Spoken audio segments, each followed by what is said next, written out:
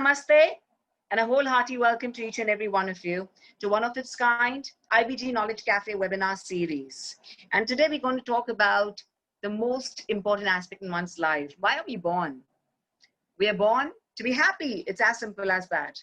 And today our topic is very unique, and we have with us a very special guest, a very renowned gentleman who's really created a mark for himself, for his work arena for sure. But we're going to talk a little beyond work as well, that happiness is a muscle. Truly unique. And I'm also going to take this opportunity of welcoming all our guests who join us today and all the dignitaries who are here with us today. May I please request you all to kindly send on the chat box, your entire details, your email IDs, and your contact numbers so that we could be in touch with you and let you know of the future webinars as well. And for those who are already here, thank you so much to each and every one of you for being here with us. So India Business Group is a non-profit organization, and I must definitely say this, that my life has changed since I've been a family of the India Business Group Chamber of Commerce. And we all need to thank that one gentleman, our business guru, Mr. Vikash Mitterse, who truly makes it possible. He always tells you to dream during the day, dream at night, dream big, and then make sure that your visions turn into a reality. And it is the magic of our business guru, Mr. Vikash Mitterse. And I must say that we're all truly thankful and blessed to be a part of this absolutely professional organization, which is absolutely non-profit. At the same time, you really connect with all the like-minded people and something that you're looking forward to. So we also go international. We've had several trips on the international arena as well. And of course, we always connect and have the B2B with several Chamber of Commerce. We just had 2 weeks back with the Gujarat Chamber of Commerce, and as well as on the international arena. So it's time for all of us to become global citizens. And thank you very much to Mr. Vikash Mitterse, the founder of IBG Chamber of Commerce, as well as the one who is behind the Nazara Technologies, who's really picked up so well, especially at this point of time. During the lockdown period, they become #1. And of course, he's also an author and a very young radio jockey. Maybe please welcome with a lovely smile and global namaste to Mr. Vikash Mitterse, please. Sir, you'll have to unmute yourself, please. Sorry. Vikash, sir, you'll have to unmute yourself. You're on mute. Thank you. It's not happening. I was trying it, but it was not happening. Anyway, welcome everybody. Let me tell you briefly and swiftly that IBG never had a better time. The amount of activities that we have done in the last 6 months, we have never not done that in the previous 6 years. I almost seem to be announcing a new initiative every time I am online. The latest one is we have entered the film industry, and we have a film vertical now, and you will see a lot of that going forward. We have also started a division for help with the government. Could be the BMC, state government, mostly, little bit central government. So anybody, now we welcome our members to tell us if they need any assistance with the government. And so on and so forth. And we're doing a lot of things. We'll announce more once a month. And I have obviously, again, Simran has already done it, but I welcome Vivek, very old friend. He's not old, but he's an old friend. And we love to. He's been in one of our physical interactions a year or 2 years back. I forget when. But that was also great. So Simran, you can go ahead. Let's not waste more time at my end. Thank you very much. I always feel like calling you Dr. Vikash Mitterse for all the knowledge that you have. So please allow me to do so. And we are truly delighted to welcome our CEO, the very dynamic lady who's really doing so much for the India Business Group Chamber of Commerce. So please connect with her, and she's the person who will really find you everything, who always has a positive answer to everything. Maybe please welcome Priya Pansare. Hi Priya, good morning to you. Hi, thank you Simran. Good morning everyone. Good morning Vivek. I just want to give a small background about Vivek. Vivek had come to IBG's platform before a few years, and we had huge attendance to that event. I remember it had happened in Good Wife BKC. So I'm looking at the same kind of an interaction today also. Thanks a lot for accepting to come on IBG's platform today. Welcome, and over to you, Vivek. Thanks. Thank you very much, Priya. And before we request Vivek sir, I'm going to introduce him a little bit. And at the same time, I'm going to request all of you, if you have any questions, please mention them in the chat box and they'll come to me and we'll definitely take it forward as much as the time allows us. So I'm truly thankful to all our lovely members for being here with us. And of course, the guests, a wholehearty welcome to you. So please allow me to introduce the gentleman who's absolutely, I must say, he is, of course, belongs to the performance group. But as far as he's concerned, I must just say that one word, he's a trailblazer. Well, my dear lovely friends, it's time for us to welcome Vivek Bhargava, the Chief Executive Officer of the Dentsu Performance Group at Dentsu Aegis Network. He's a digital entrepreneur and one of the most respected digital evangelists in the country, and he heads all the digital performance agencies of Dentsu Aegis Network and is responsible for the growth and expansion of the DAN Performance Group through additional acquisitions in the performance space. He is definitely a front runner in the digital revolution in India. Vivek believes that digital is much more than mere marketing medium, a catalyst and multiplier across every aspect of business. Prior to this, he was the CEO at iProspect India, a part of the Dentsu Aegis network. And I want to speak about a few of his highlights. He's done the role of an investor in the reality television show The Vault, which funds innovative startups by promising entrepreneurs instantly, and has invested in companies like Foodababa, Awesomely, Chimera, Eon Energy, and the likes. He's also a TED speaker with two brilliant talks and the regular orator at global events such as AdTech, SES, SMX, and the likes.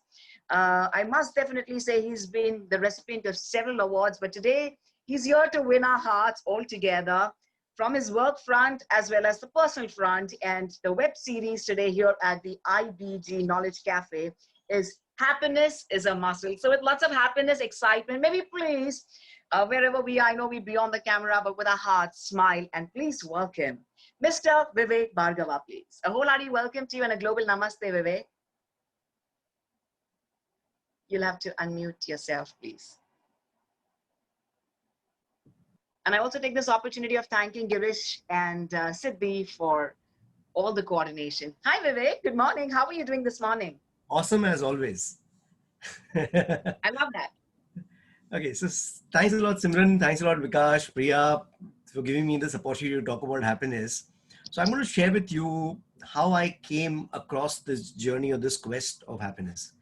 So actually, I want to go back sometime in April of 2013. I was in Asian Heart Hospital and my father was on the ventilator. I just sold my company in June of 2012. And whenever you grow up, like a middle class background in India, what happens, the only goal you have in life is to make money, right? And luckily I had sold my company to these Japanese folks and there was a wee bit of money I had made. And at that point in time, you feel that money is a silver bullet. It's a panacea for all evil. Your life is going to be sorted and you don't have to do anything else for the rest of your life and you're going to be this happy as a lark all your life. And then 9 months down the line, suddenly you're in the hospital where money is completely helpless. Somebody who's very close to you is on the ventilator. There's nothing much you can do. And suddenly you go into this mode of introspection because suddenly I had this goal in my life was to make money. And now I suddenly felt I had no purpose because what do you do now, right? Because you made some money and now you don't know what your life should be all about.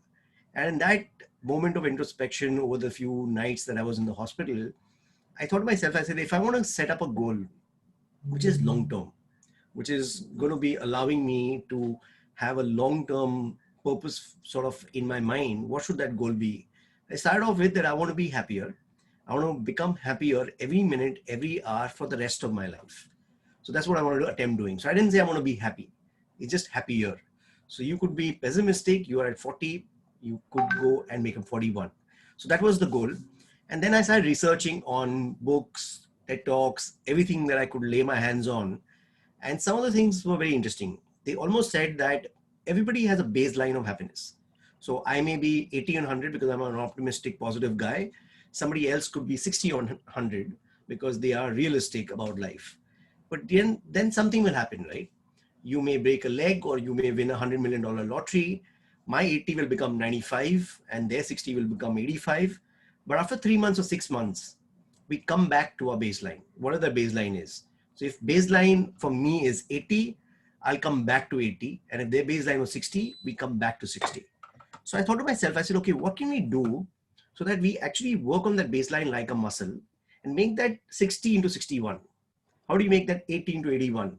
So when something untoward happens in our life and we go back to, let's say, 60, how do we come back to 81 instead of coming back to 80? How do you take it to 82? So I think like most things in life, if we can actually work on this as a muscle and work on it every day, over a period of time, our baseline can increase. The challenge that is that, if you ask me, it's almost like there are two sets of things that one needs to do. One, I call it as actions, and the other one, I call it as beliefs. Actions are very universal in nature. They're very scientific. They almost produce certain chemicals in our body, and basically it increases joy and happiness in our bodies and ourselves, right? So let me give you an example. Let's say exercise is an action. So when you exercise, there is dopamine that is produced. There is endorphins that is produced. There is something called BDNF proteins, which are mood elevators. So antidepressant medicines like Prozac actually has BDNF proteins in it. So basically what it does is it elevates your mood. And if 1 million people exercise and 1 million people who don't exercise, the 1 million people who do will be happier than people who don't, right? It's universal. Similarly, I would say sleep. Sleep actually gives you that refresh. It resets your mind. It allows you to better increase your memory, has a lot of health benefits. So people who sleep adequately will be more content, have peace of mind, have happiness than people who don't get adequate sleep, right? Similarly, I would say meditation is another thing which basically increases happiness, right? So what happens is there is an entire book which says 10% happier. And the only thing that book talks about is how do you actually become 10% happier just by meditating. Now, meditation is nothing but mindfulness. If I'm in this moment talking to you and the IBG group, and that's all I'm doing right now, nothing in the past, nothing in the future, I'm meditating. So meditation doesn't have to be sitting in a quiet corner and not thinking of anything. But if you can just be mindful and be in this moment, we will be actually meditating. That's what dhyan is, right? Dhyan is concentration. That's where it comes from. So the way I look at it is that there are these universal actions that we must do. So if you can meditate, you can exercise, you can sleep adequately, you can savor things, you can do all these things, you will be happier than what you are today. But what I found lacking in most of these talks and books and everything that I read was that they didn't have any plan of sustaining happiness. So I come from this consulting kind of a background, right? So we have in business, when you build a business, you have resources. Resources is money and technology. You have processes, which is the culture of the organization. And then there is something called a profit formula. The profit formula is what it makes it work. So it's almost like a flywheel. So you need to create a framework between actions and beliefs. And beliefs are the ones that actually lead to long-term happiness. So let me share with you some beliefs that I've worked on, but I also interviewed a lot of people who are successful, and they also had these beliefs and mental models. And that's actually the one that allows them to sustain happiness. So first thing I read was that success does not bring you happiness. It is happiness that brings you success. So I've seen that a lot of people who are happier will be more successful, because you attract more positive people in your life. Basically what happens is that if you are optimistic about things, then you don't give up that easily. That also gives you a lot more happiness. Let me share with you one interesting story. So I consider myself, the only thing I'm great at is sales. Sales is something which is my passion. I love selling anything, right?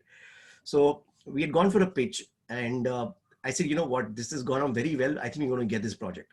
So one of the sales guys who was with me, he said that, Vivek, I tend to agree with you most of the times, but today the pitch has not gone so well. I don't think we're going to get this. And I thought to myself, am I faking positivity? Means, I'm just trying to fake it, but actually that's the truth. But I thought to myself, no, I really believe that we're going to get this project. And I thought to myself, if I'm positive about things, that means when I have to give a proposal, when I have to do follow-ups, when I have to persist in that sales, because I feel I'm going to get that sale, I'm going to do all the actions that are required to close that sale. But because this guy thinks we're not going to get that sale, he will not be so diligent in his follow-up actions. So when you're positive and you're happier about everything, you end up putting in more effort because you believe that things are going to turn out more positively. So I think one of the beliefs that I wanted to elaborate, one or two or three beliefs that I have. One of the beliefs that I have about is about money. So a lot of people believe that money does not bring happiness. I actually gave a TEDx talk on that money can buy you happiness. So what I'm going to do is I'm going to share with you some of the frameworks that I have for these beliefs. My belief system is very simple, Simran and the ABG group, is that any belief that you hear, right, you can adopt it in your life. The only thing you have to ask yourself is, does it empower you? If it empowers you, adopt it. If it's something that limits you, reject it. And so many times what happens is that you can reject beliefs even before you hear them, because if you feel that that belief has an opportunity or will actually end up limiting you in some ways. So let me give you an example. Last Saturday, I was going to sign some document, and somebody who works with me said that, we should not sign this document on a Saturday. I said, okay, if that makes you happy, not signing on the Saturday, I'll do it for you. He said, no, I have a very logical, rational reason for it. Let me explain it to you. I said, listen, I don't want to even listen to it. Because the best thing that will happen with me is I won't believe it, and I'll continue signing documents like I'll always have all my life. But the worst thing that will happen to me is I'll get convinced by you, and now next time I'm signing something, I'll look what day it is. So for me, whatever you're going to teach me is a limiting belief. So I don't even want to listen to it. It's no benefit for me to listen to you because I don't want to get convinced of not signing documents on Saturdays. So I didn't even listen to him. He was very upset that I didn't give him the chance to speak. But I said, listen, I don't see any benefit of you talking about why I should not sign something on Saturday. So as I said, if anything belief, when somebody's about to tell you a belief, if it empowers you, please listen to it, adopt it. If it limits you, just reject it even without listening to it. So one of the beliefs that I have is about money. So I'll tell you what the challenge with research in money is. Till the time you reach a purchase parity of about $75,000 a year, money actually increases happiness. So if you're drawing, let's say in rupee terms, 20 lakh rupees, and that 20 becomes 40 lakhs, of course, it is going to increase your happiness because you can buy more physical things. That 40 lakhs becomes up to 80 lakh rupees, your happiness will increase substantially again because now you're making 80 lakhs, right? But as soon as it reaches this magic figure, which is globally researched at about $75,000, what happens after that is that incrementally more money does not increase happiness in the same context. So what it does is that it's almost a diminishing marginal utility curve sets in, and you don't actually increase your happiness at the pace at which money comes in. So what happens is they would research people where they were drawing $100,000 and they asked, what is your next, how much would you like to earn now? And they said $500,000, while a $20,000 guy wanted to earn $30,000. So the gap from $10,000 became $400,000 as you made more and more money. So that's the reason money does not give you happiness. So I have actually created a hack, which I've followed for the last 20 years of my life, where I believe that money can bring you happiness, and also commercially so. Means I'm not saying giving away money or things like that, but how do you use money for increasing your own happiness? So I call this hack something which I've termed it as a 4X philosophy. I started this philosophy about 20 years ago, and every single thing that I have in my life, either a material object or an experience that I'm willing to pay for, either I don't upgrade it. So if I have a watch, I have a house, I have a car, I'll keep using it for the rest of my life. But if I do decide to upgrade it, it has to be upgraded by a minimum factor of 4x. That means that object that I buy, if I have a 100 rupee watch, my next watch must be a 400 rupee watch. Next watch after that must be a 1600 rupee watch. And then after that, 6400 rupee watch, but it has to increase at a factor of 4x. It's my house, it's my car, it's my watches. And it also does this that, let's say if I'm happy with a $100 shirt, then I may wear the same $100 shirt for the rest of my life. But if I do decide I want to upgrade it, then it has to be a $400 shirt next. Otherwise, I have to keep wearing a $100 shirt for the rest of my life. So I'll tell you what are the benefits I've seen with this philosophy. There is something called hedonic adaptation. So what happens is, if you've seen in your life, you bought something, and it was a small upgrade of what you used to have earlier, within a few months or few weeks, you almost forgot that you bought something new. But if you bought something which was a significant upgrade of what you used to have earlier, It could be a handbag for you, Simran, or it could be a house for someone. But it was a significant upgrade, right? Your first really expensive handbag. It stayed and gave you joy for a lot more period of time than an incremental upgrade. So what it does is it forces you, and it gives you this, the hedonic adaptation basically reduces when you upgrade something significantly. So when I bought my first really expensive car, right, even after 2 years, my driver would come to fetch me and I would see that car coming towards me and I would get this internal joy in my life, right? It's like, wow, gaadi kya hai, right? So that feeling comes in. And I've seen that when you upgrade yourself only by a factor of 4x, the joy from all these things lasts a lot longer. It's just phenomenal. Sometimes after years, you still remember that this is what you upgraded. So I've had my first house when I upgraded, I was after 17 years. Then I was lucky enough to upgrade it after 3 years again. But my first car, my Honda City, I took it to 120,000 kilometers of some odd kind of an amount. 9 years I used it, but then I upgraded it by a factor of 4x. So what happened was, even after a few years, I gave me joy. Your decisions become more purposeful because you don't have any instant gratification. I know what my next is going to be. It's almost the laws of the universe that I know what my next is going to be. So the laws of the universe work and they bring it to me. It's also a very interesting form of minimalism, right? What is minimalism? Have fewer things in life. So I'm not saying that not to have fewer things in life. If you upgrade it by a factor of 4, you automatically will have fewer things in life. Because what happens is that I actually have 2 jackets. I rotate them. They're really nice jackets, but basically they're only 2 jackets. I will not have 100 jackets, because the thing is that every single thing that I have in life, because I've upgraded with a factor of 4x, what happens is it forces you, even experiences, right? I went to the Arctic last year. So it was a 4x holiday with about 80 people from 40 countries for 11-day period. We went in the North, basically Arctic Circle. But again, it is 4x in terms of experience that I've done before. Whether it's Singularity University or attending TED conferences, every single thing is an experience or an object. Either I upgrade by a factor of 4x or I don't, right? And sometimes what happens is it makes you very ambitious, because upgrading your house 4x every time is not easy, but it also makes you very patiently ambitious, because what happens is you know that you upgraded something is a significant upgrade of previous, so you can last a lot longer with it. You will feel happier a lot longer with it. The last thing I would like to say is that people think that this is a money a philosophy which guides you how to spend monies, but actually it's a philosophy that allows you to save monies. Because when you upgrade by factor of 4x, you're not even going to get a loan from the bank, because if you can't afford it, you won't get a 4x house loan. So you have a buffer for everything that you have in life. So what will happen is, worst case scenario, I went through tough times between 2008 and 2012 when the financial industry had collapsed and my digital industry was not doing well. But what happened was I couldn't upgrade a lot of things. But smaller things, with the rice that I eat at home or the chocolate that I would get at the weekend, I could still upgrade by a factor of 4x. So I could easily still upgrade the things I wanted to, and the other things I never upgraded. But I never had to downgrade anything in life, because I always had a buffer for everything I have in my life. So this is one of the is very simple, right?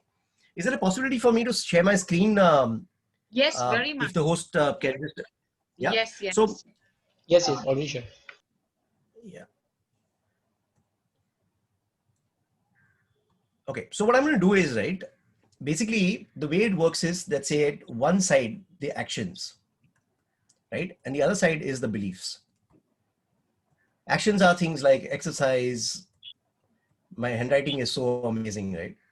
So meditation, sleep, these are universal. So if you want to be happier, you have to do these things. You can't say that I'm going to not exercise, I'm not going to meditate, I'm not going to sleep adequately, and still I expect to be happier. But this is what is the main thing, right? So here we covered money. I'm going to cover 2 other things. But I've interviewed Vishal Gondal, I've interviewed Anupam Mittal, I've interviewed a lot of these people, and each of one of them have these mental models that allows them to increase their happiness. So what happens is this and this actually creates a flywheel. One improves the other. And here is the baseline of your happiness. So what happens is, when you do these actions and have positive beliefs, you automatically keep creating this flywheel between the two, and your baseline, whatever it was, keeps on going up. So the goal is to make your baseline 100. So basically, that's nirvana, that's enlightenment. So of course, if something untoward happens, you will come back to 90, but your baseline is 100. So if you talk about it, right, if you go to Indian refugee camp, children out there are happy. So our natural state, what we were born with, was actually happiness. We have created this thing because of limiting beliefs that we now actually have to do all these things and listen to happiness talks to be happier, right? But our natural state was happiness. That's what we were supposed to be. So I think I'm going to cover a couple of other beliefs, like trust and learnability. But basically, in a nutshell, the other belief that I have is something called trust everyone. So I have this belief about I trust everyone, right? Till the time that person gives me a reason not to trust them. So it doesn't mean that I'm going to put my banking password on the internet, but the fact of the matter is I'll never ever doubt the intent of a person. So the first time I meet someone, I will believe that that person has a positive intent towards the relationship, to what we want to do. I'll never doubt the intent of the person. What it does is that imagine that suppose you had this philosophy that you trust everyone. The other philosophy you had is you didn't trust anyone. In the first philosophy, you would actually have business relationship and do business and have relationships with probably hundreds and thousands of people. In the other one, you will have business relationship with tens of people. So let's say you had business relationship and friendships and relationships with 1,000 people, and let's say a few of them cheated you, and you collected 100 units or whatever their unit was. The other places you have relation with tens of people and nobody cheated you, but you would collect only 20, 30 units. So in spite of somebody taking some parts of it away by cheating you or not being fair to you, you will still have a lot left if you had relationships.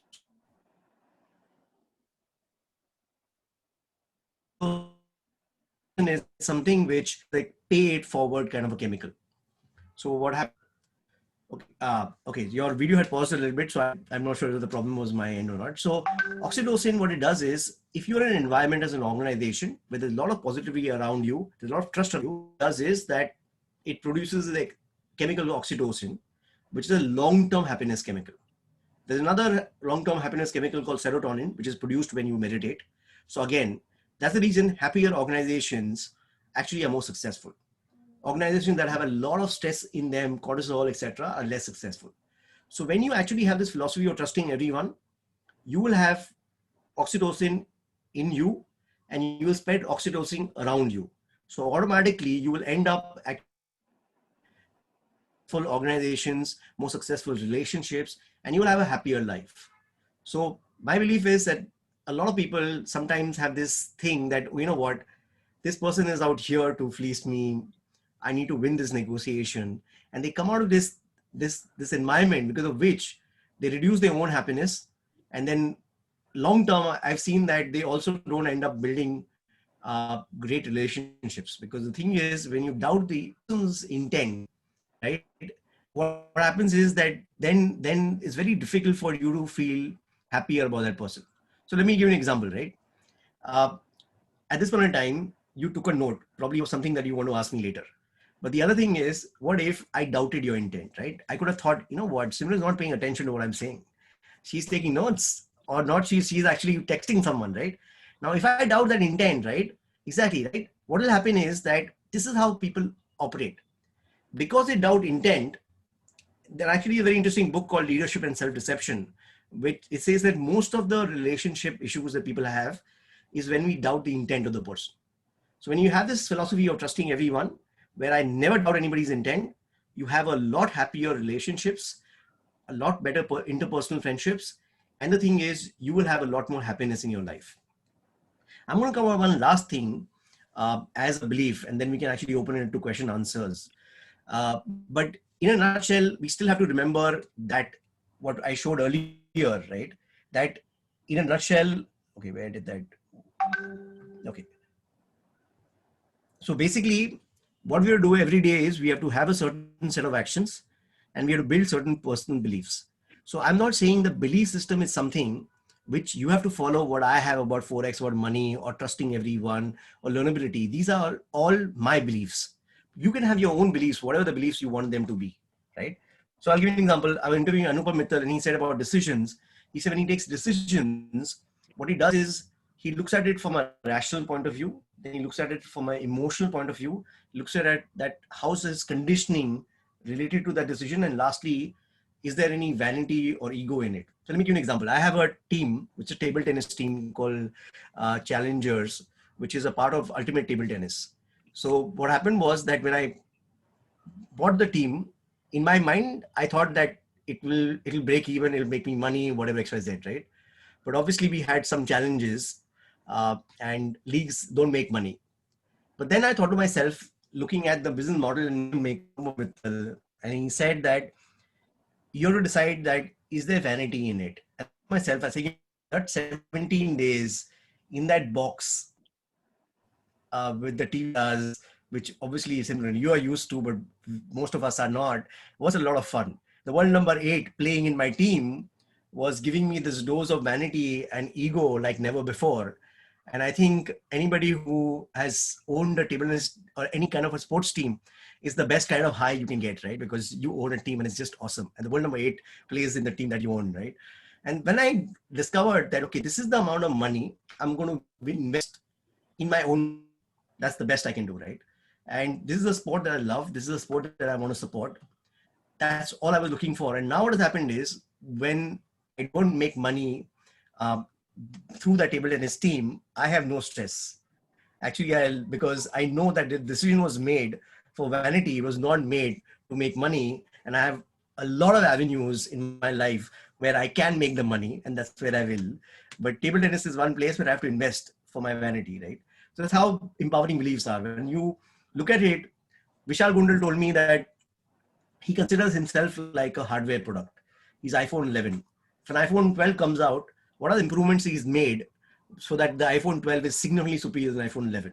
Is it just one additional camera that he's put in, or he's done something else, right?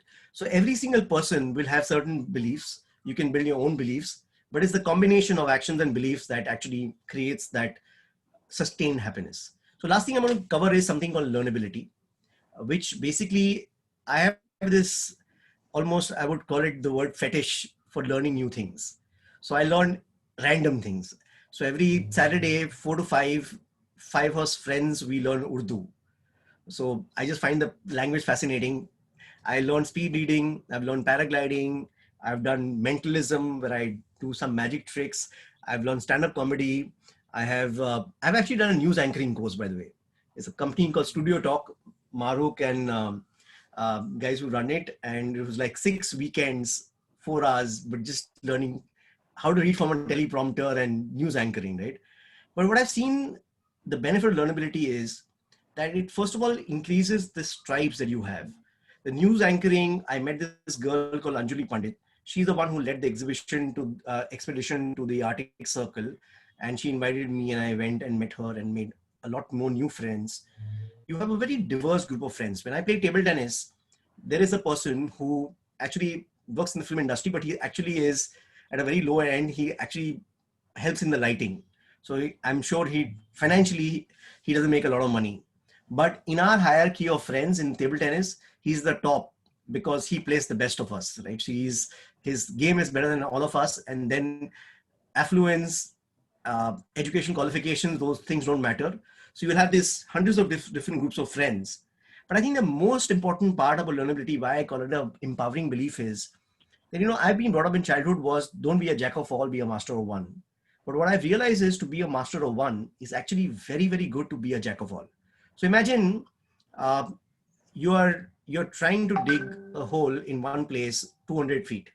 So they say it's better to dig a hole 200 feet and you'll strike oil or water, but 2 feet in 100 places will not do the same trick.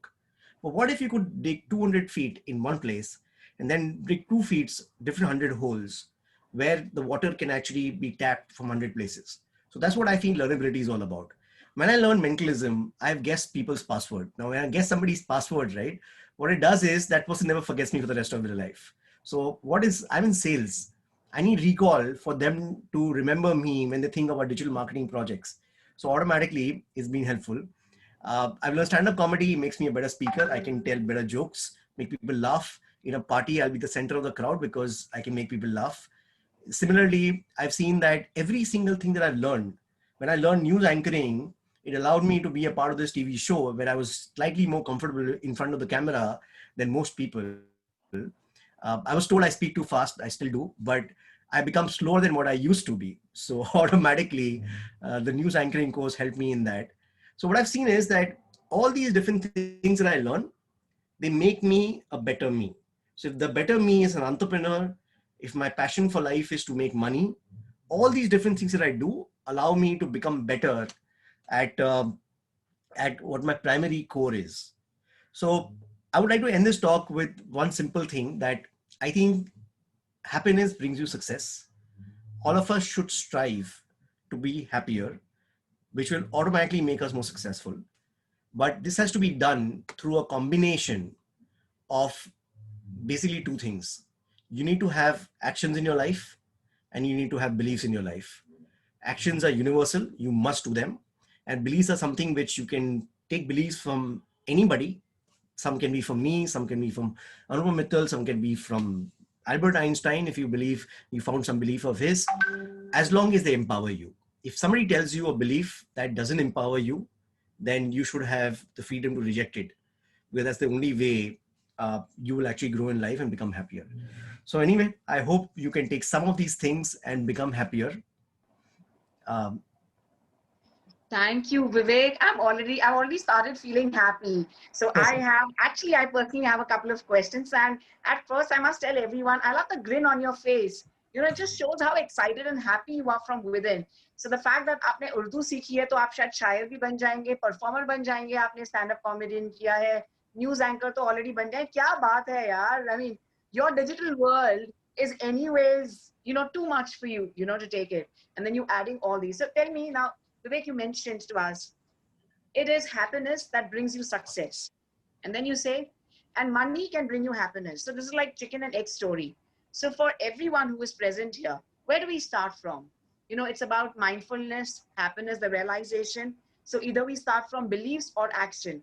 So before we get into action of meditation and sleep, and exercise, we need to have that belief that it's going to bring us happiness. So please, if you can have a little bit clarity, for all of us, that where do we actually start from? Okay, so I think the good thing similar about actions are all scientific.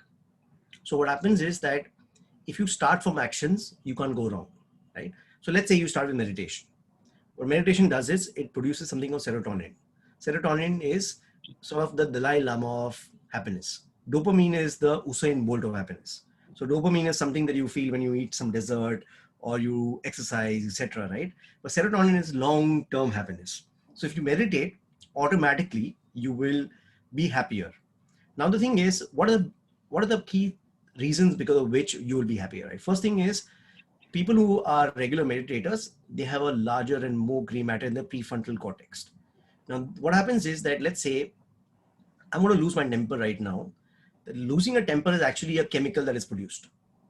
So if you are a strong meditator, you have more control over your mind. You will get that fraction of a second before you lose your temper, before the chemical is released.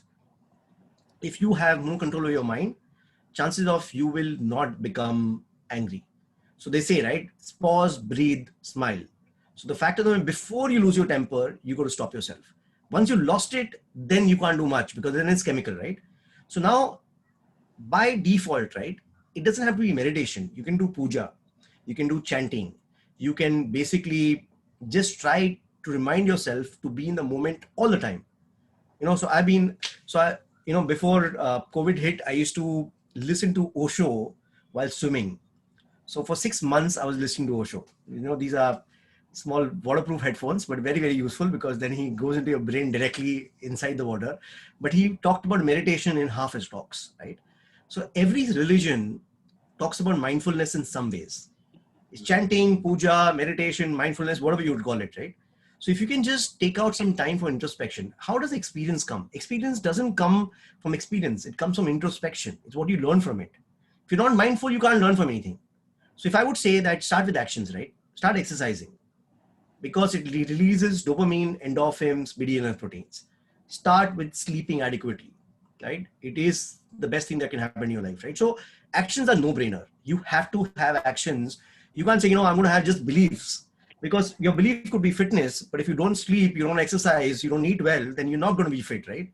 So actions actually is a set, beliefs are a set of actions that must be done. So if I have a belief called 4X philosophy, and then I don't follow it, then there is no action for it, right? So there is no way you can start with beliefs. You have to start with actions first. And I believe that if you start with actions, slowly, you will see what kind of beliefs that you need to build up. And the beliefs are very simple. I think just ask yourself, do they empower you? Whatever belief you hear. Let me tell you one interesting story, right?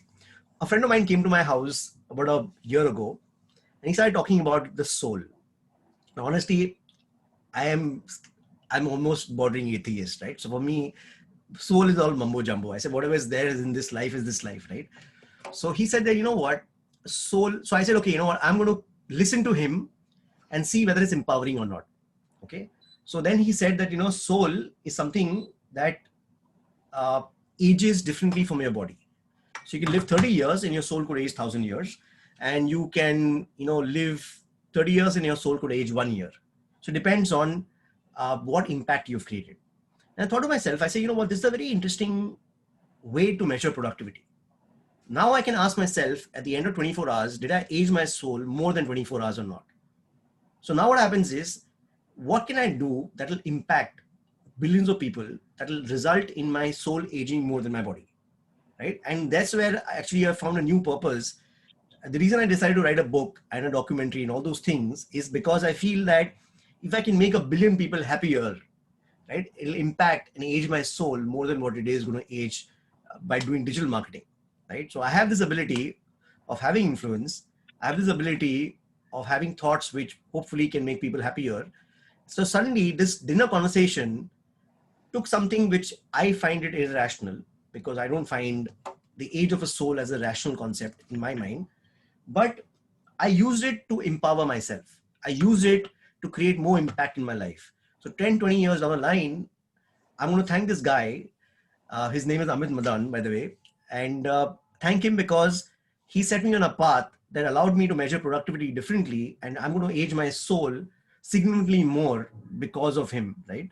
So you can hear an empowering brief, which you may not even agree with. It does not appeal to your ration, but if it's not even a rational belief, but it empowers you, why not adopt it? There's no harm in adopting it. Beautiful. That was pretty much interesting.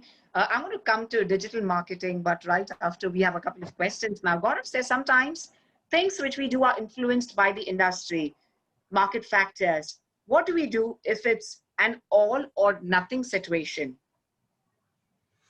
So, you know, I'm doing a very interesting course by this guy called Shane Parrish, right? So this course is about decision by design. A lot of time we have these things, we call it all or nothing, you know, that we actually have to be very clear how we take decisions, right? I think this is also a mental model, right? So generally what happens is, I would say that what he talks about is there are decisions which are consequential, there are decisions which are inconsequential. There are decisions which are reversible, there are decisions which are irreversible. So the trick is, how can you make certain irreversible decisions reversible? And how do you actually take consequential decisions and make them inconsequential? So let me give you an example, right? Suppose you want to get married. Now you have an option to just get married to the first person you meet. The second person is you date, you have a living relationship, uh, spend time with each other's families, have holidays together, and suppose it's allowed culturally, then you get married, right? Chances of the second time around could be happier because you took in sort of reversible decisions and then you took a irreversible decision. Similarly in businesses, right? So many times what happens is I was going to hire a person and I was not sure whether that person is the right person for the job. So I said, I discussed with him frankly. I said, listen, you're going to take a career decision. Why don't we work together where you work with me 20 hours a week? So if your salary is 100 rupees, I'll give you 50 rupees. You work with me 20 hours a week. At the end of that period, right, you can decide whether this is what you want to do for the rest of your life. In a way, that's what employment is. Or you can decide not. In the same way, I'll get a very clear idea that we're going to work together or not. So we took a irreversible decision, made it reversible. 99% of the times, whatever decisions we're taking, all for nothing kind of decisions, right? You decide that, okay, some of decisions are where you have data, where you get a decision ASAP. In some is as late as possible. So if it's inconsequential decisions, please take a decision immediately, right? So let's say, what am I going to wear today? It's an inconsequential decision. I shouldn't waste my time on it. For you, you need to waste your time in it or invest your time in it because that's your profession, right? For me, it doesn't matter. So if you decide, if it's an inconsequential decision, take it quickly. If it's a consequential decision, irreversible decision, please spend as much time on it. So I can go deeper into it if I know the context, but I can blankly say there is never an this side or that side scenario. There's always an opportunity to take a better decision, but you should have the knowledge to do so, right? So I'm doing a course on decision making right now. It's my learnability, right? Where somebody's teaching me decision making at this age, but I'm doing it because I feel that everything that happens in our life is going to be based on the decisions that we've taken, and doing a course on decision making from this guy is very useful. Oh, I see. All right. Dheeraj wants to know that the pursuit of happiness is a fundamental right mentioned in the Declaration of the American Independence. But isn't it an irony, keeping in mind the happiness graph in the United States? Yeah, I think the biggest challenge with happiness is the confusion, right? So we actually, none of us know what exactly is happiness, right? Is happiness pleasure? Is happiness joy? Is happiness peace of mind, right? So they say that happiness is overrated and peace of mind is underrated. Somebody had asked me that, Vivek, what do you consider success? So this was almost 10 years back. I told that point in time, I said that if I can only do things that I love doing and I can afford to say no to everything else, I'm successful, right? So you need a little bit of money, right? In order to say no to everything that you don't like doing, you need a little bit of money, but you don't need lots of it, right? If you're very clear that that's what success for you is and that's what happiness for you is. So I'm very clear. There are a lot of times in my life where I have this very clear conflict between money and happiness. And for me, happiness wins. Let me share one very interesting story. Somebody had asked me to join a private equity firm, and we're going to put hundreds of $1 million where he was going to invest a lot of money, right? And I went and talked to people who were doing this. They said that in order to make money in private equity, it takes 20 years. So I thought to myself, 20 years down the line, I'm going to get a chunk of money, but I'm going to have a miserable life for the next 20 years because I don't like, going through Excel sheets and balance sheet. I like very early stage companies. In order to make money in private equity company, you need to have a lot of capital, right? So very clearly, I was able to take this decision and not start that and continue doing what I'm doing because very clear, right? Happiness won. So I think if you let pleasure win and you go on this impossible pursuit of, so as you know what the thing is, right? That's the reason I'm not saying pursue happiness, pursue happier. So if you are at 20 or 100, how do you become 21? How do you become 22? How do you become 23? I'm not saying that I want to be happy. I want to be happier. And I want to make my baseline as high as possible as I can. So when something bad happens, right? If let's say, I got a really bad toothache a few weeks ago. So obviously I didn't have this smile on my face all the time. I was in pain. So obviously for my 80, I would have come down to 70. But how do I come back to 81, right? And faster? How do I reduce the volatility of the baseline in my life, right? That's the way I look at it, right? So if you pursue becoming happier, I think you will be happier. If you try to achieve this notion of nirvana that I want to be happy, then whatever that means, that may never happen. And that's unfortunately, Americans have a very commercial bent of mind towards pleasure rather than actually happiness as how most of the Eastern philosophies define it. Thanks, Vivek. And this goes to everyone who's present here with us. So now I'm going to tell you about the right side brain of Vivek. So we already mentioned about, his super successful in the digital entrepreneur front. But let me tell you about something very interesting, that he's an accomplished national level table tennis player and has won laurels in the sport worldwide with 2 silver medals and 39 plus nationals in 2018.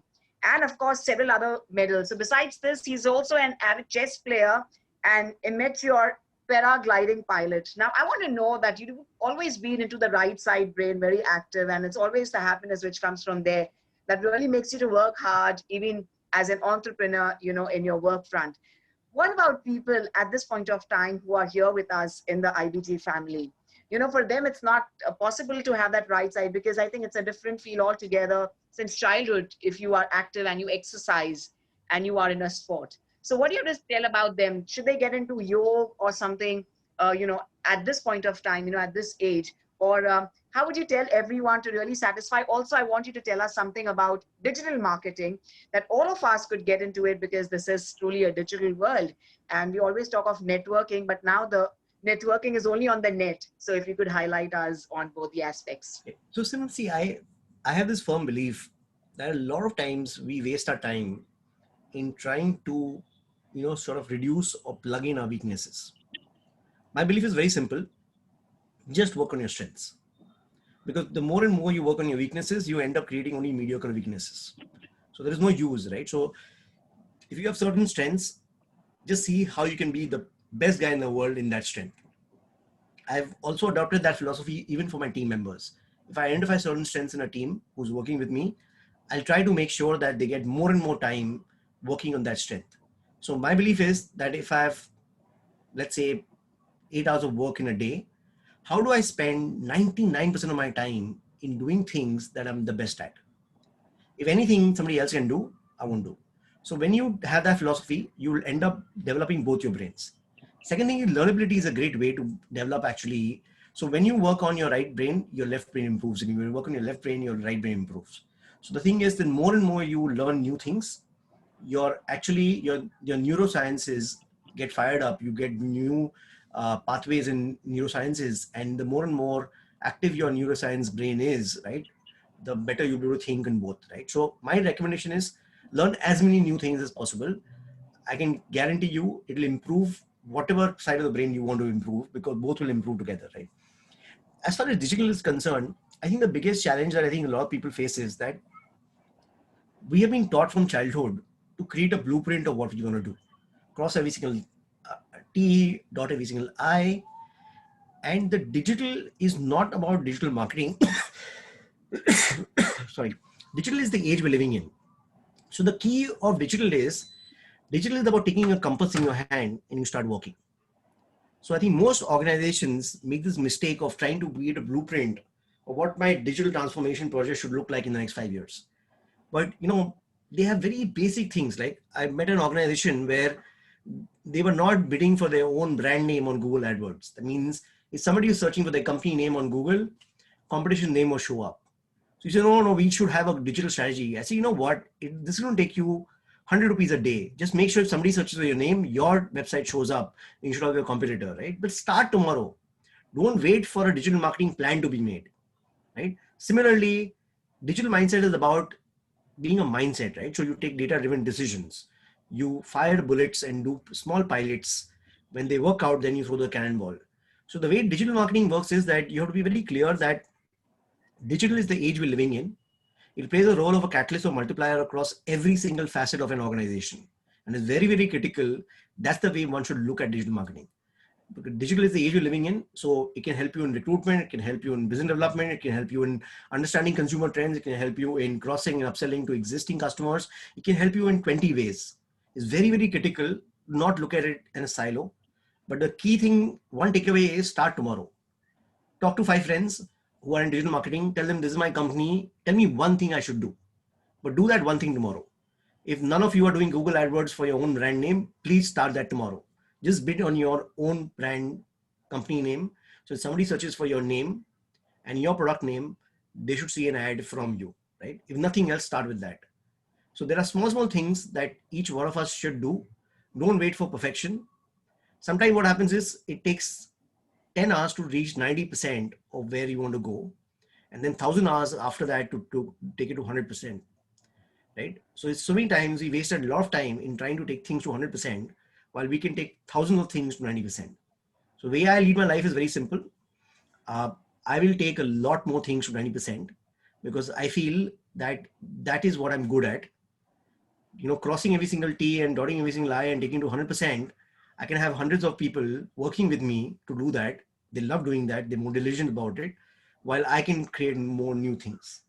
So find your strength, whatever the strength is, and success for me would be in digital marketing also is that how can you spend most of your time only doing that?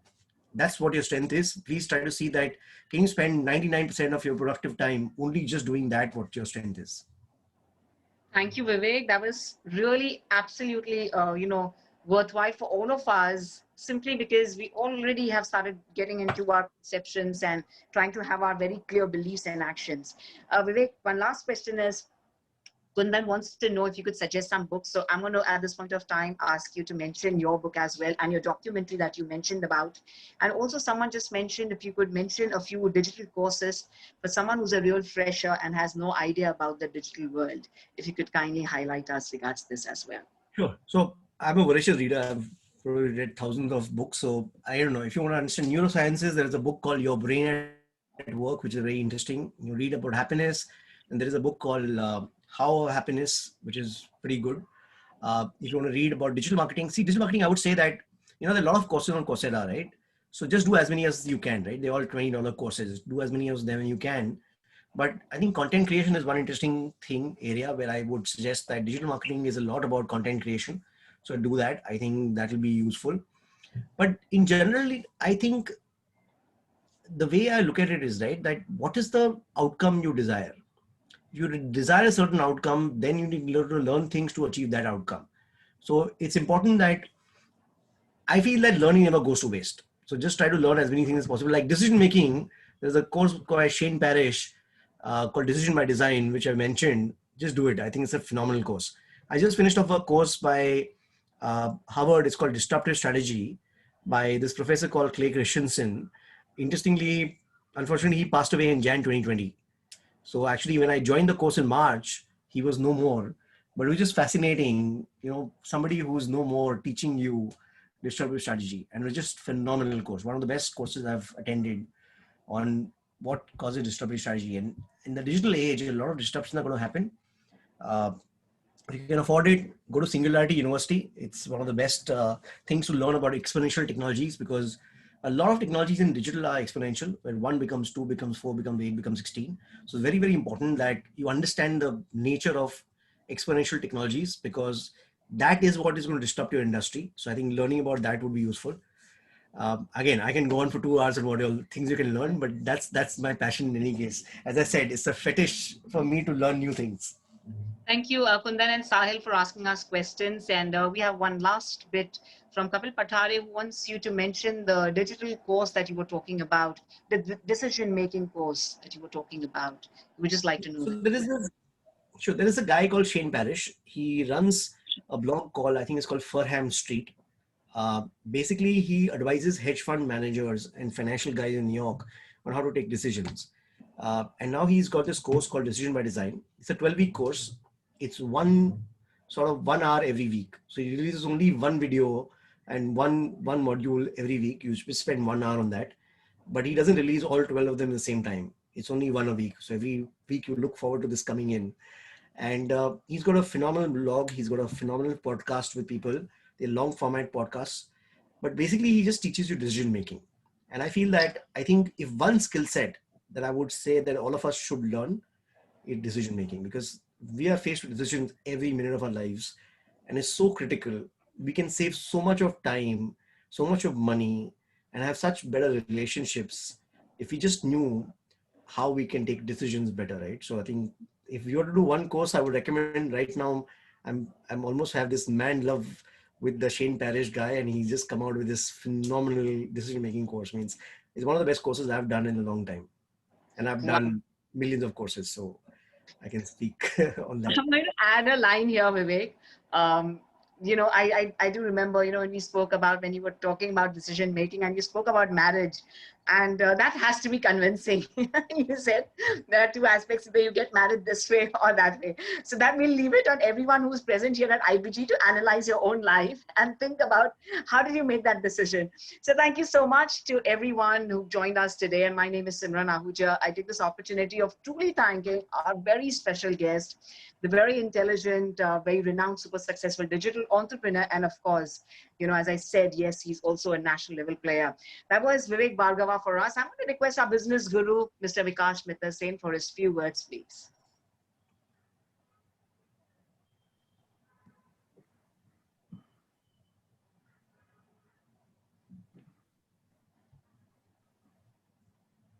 Thank you. I'm going to request. Yes, please. This is more than food for thought. I'm completely sated. Much better than what I expected. Talking about food for the brain or thought, a question which keeps coming to me, Vivek, time and again. Why did God create two sides of the brain? Why is there a left brain and a right brain? Why was there not just one round brain in the head? What is the purpose? Okay, there are two different things. I mean, there are different things in two different brains, but still, they could all be in one brain.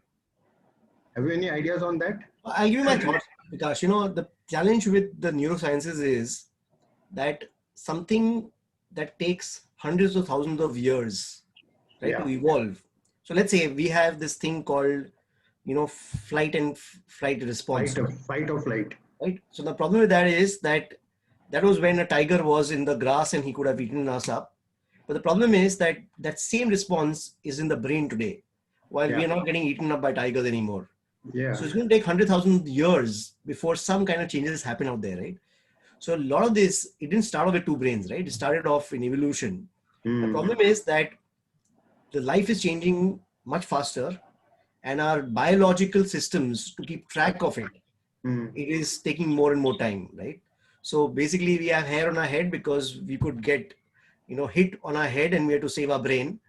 But the fact of the matter is now a helmet does the job rather than hair on the head, right? So the thing is that all these things are going to take millions of years to change. Yep. But I think there are faster and easier ways to increase your prefrontal cortex, have more control over your brain, understand neurosciences, instead of debating whether you should have two brains or not. I think there is so many things you can do with the existing brain. If we can just spend our time doing that, I think we would just create a better brain for ourselves than what we have, right? Because there's only one brain we have, right? For our one life.